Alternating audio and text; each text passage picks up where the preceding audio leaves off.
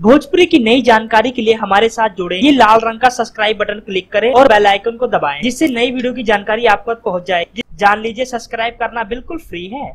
खेसारी लाल यादव।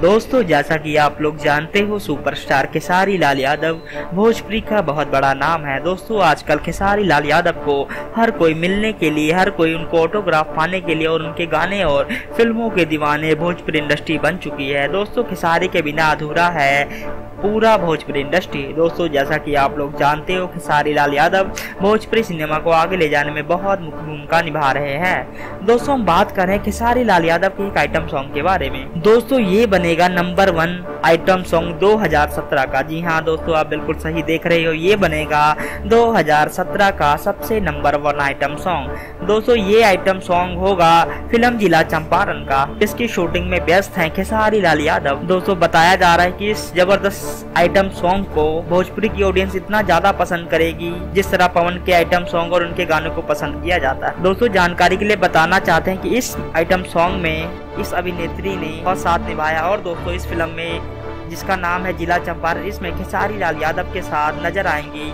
रिंकू घोष, जो कि दोस्तों भोजपुरी की बहुत टॉप की एक्टर्स हैं। तो दोस्तों, हम इंतजार करते हैं नंबर 1 यानी कि 2017 के नंबर 1 आइटम सॉन्ग का। धन्यवाद।